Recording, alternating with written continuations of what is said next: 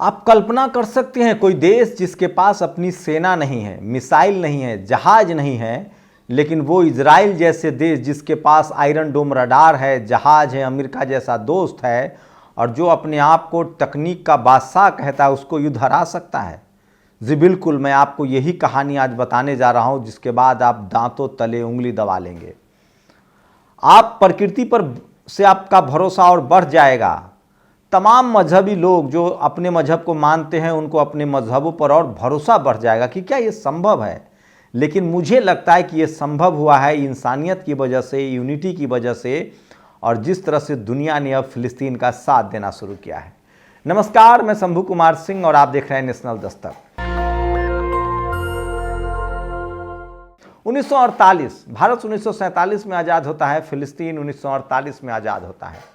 उसी समय जैसे भारत दो टुकड़े में गया, भारत पाकिस्तान, उसी साथ इजराइल, फिलिस्तीन और उसके बाद जेरूसलम जो था वो तीन धार्मिक मजहबी मानने वाले लोगों का एक बड़ा क्षेत्र था। ईसा मसीह, इस्लाम के मानने वाले लोगों का भी था और यहूदियों के मानने वाले लोग, यहूदियों का भी वो एक बड़ा पवित्र स्थान था।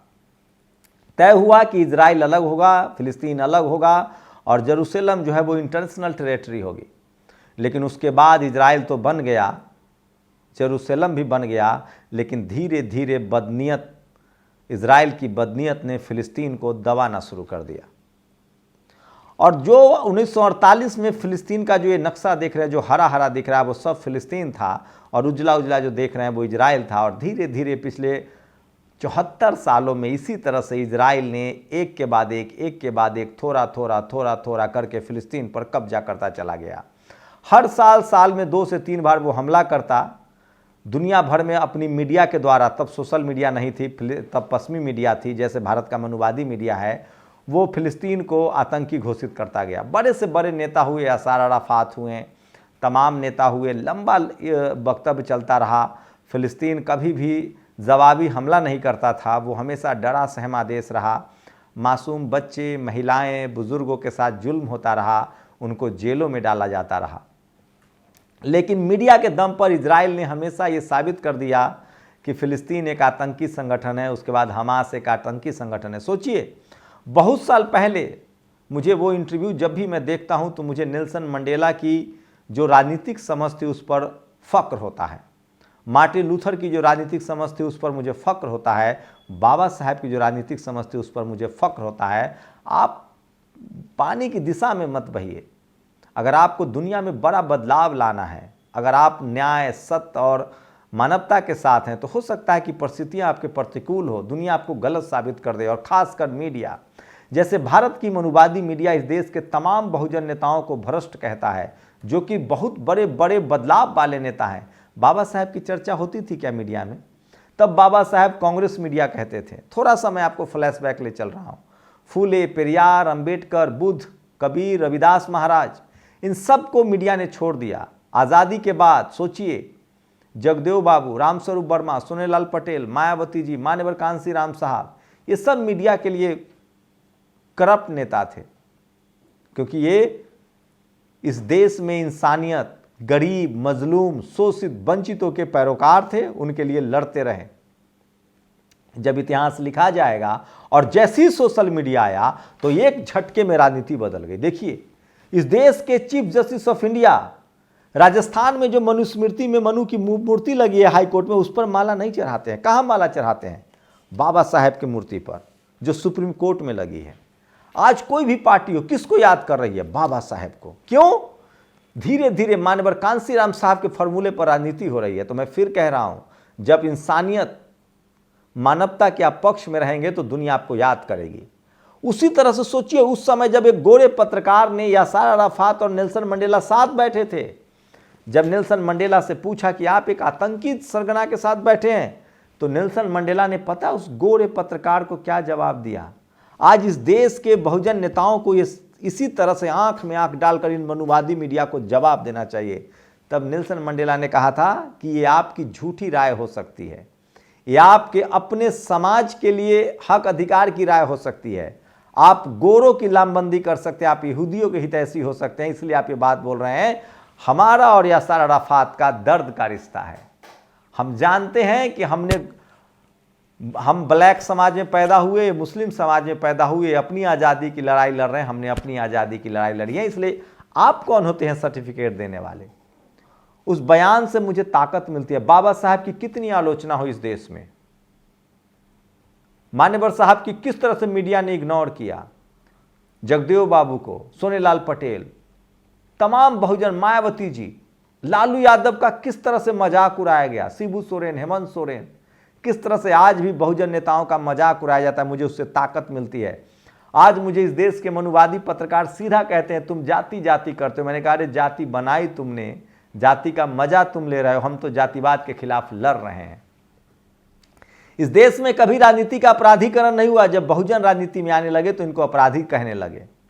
इस देश में SC ST का रिजर्वेशन पर लोग अपने नौकरों को चुनाव जिताते थे। जब मान्यवर साहब जिसकी जितनी संख्या भारी आई तो इन्होंने दलित पिछड़ों को याद आई। जब मंडल कमीशन लागू हुआ तब OBC की राजनीति हुई, और जब सोशल मीडिया आया तब इन सब मुद्दों पर बहस हो रही है। तो मैं आपको मीडिया पर ले जा रहा था। उसी मीडिया के वजह से 75 साल तक फिलिस्तीन बदनाम होता रहा और दुनिया ने उसे अलग थलग छोड़ दिया, और जब इजराइल का मन होता वो हमला करता और उसके बंधक बनाता था। लेकिन सोचिए सोशल मीडिया का दौर और सोशल मीडिया का कमाल, आज पूरी दुनिया में इजराइल बेनकाब हो चुका है और फिलिस्तीन युद्ध जीतने के कगार पर है। न उसके पास आर्मी है, न जहाज है, न मिसाइल है, लेकिन दुनिया उसके साथ खड़ी है क्योंकि सोशल मीडिया ने इजराइल की पोल खोल दी है। एक एक फिलिस्तीनी जो इजराइल के कब्जे से बाहर हो रहा है वो ऐसी ऐसी दर्दनाक कहानियां बता रहा है जिससे साफ होता है कि इजराइल के नाम लेने पर शर्म आती है। इजराइल के नाम लेने पर इंसानियत की से भरोसा उठ जाता है, और ठीक वही सब सामने आ रहा है जो कभी हिटलर करता था इन्हीं यहूदियों के साथ। और जो हिटलर का अंजाम हुआ वही बेंजामिन नेतन्याहू का अंजाम होगा।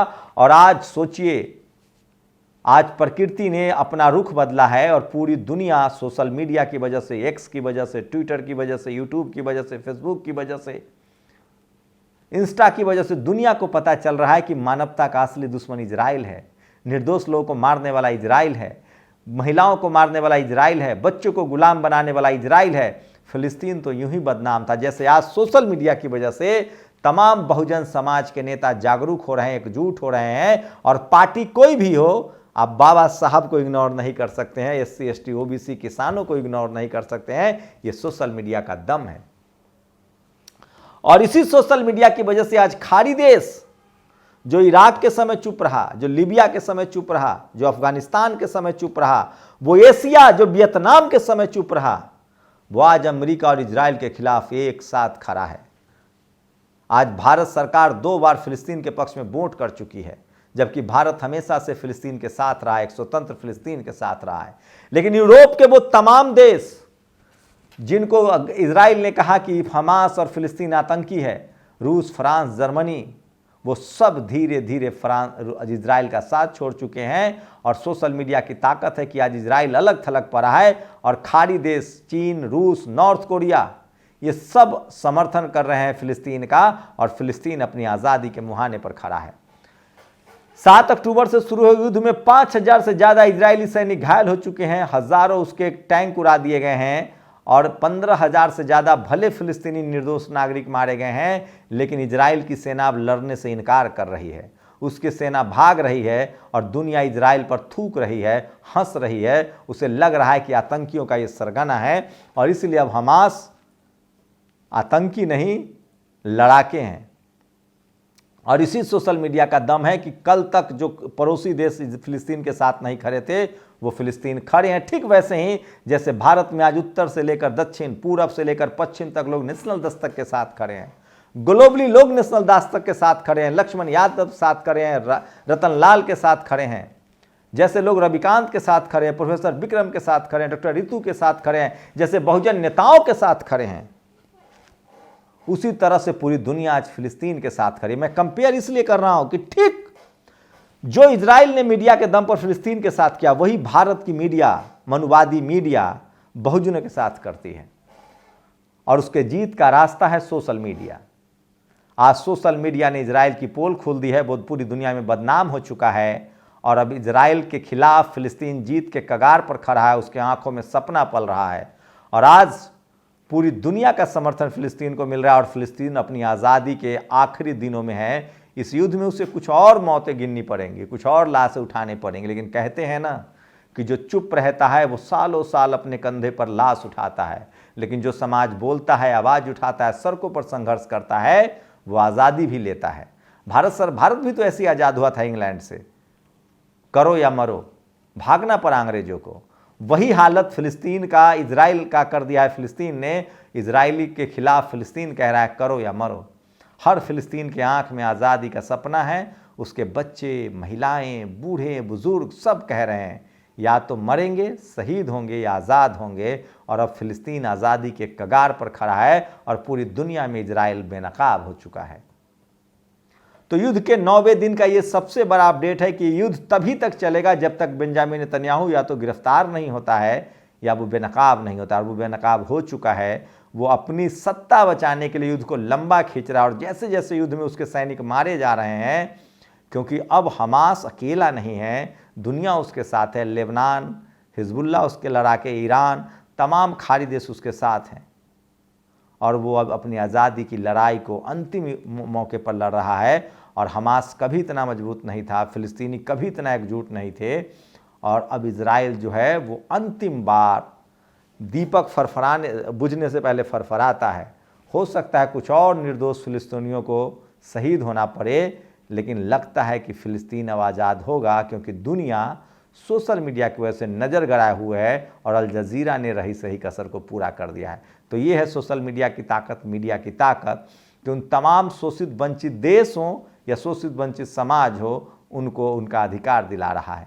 आप लोग अपनी प्रतिक्रिया जरूर दीजिए। शुक्रिया। नेशनल दस्तक की आपसे गुजारिश है कि अगर इसको बचाना चाहते हैं तो नेशनल दस्तक को सब्सक्राइब करने के लिए रेड कलर के सब्सक्राइब बटन को दबाएं, फिर बेल आइकन की घंटी दबाएं। नेशनल दस्तक को बचाने के लिए बहुत जरूरी है कि हर खबर को शेयर करें, लाइक करें, कमेंट जरूर करें।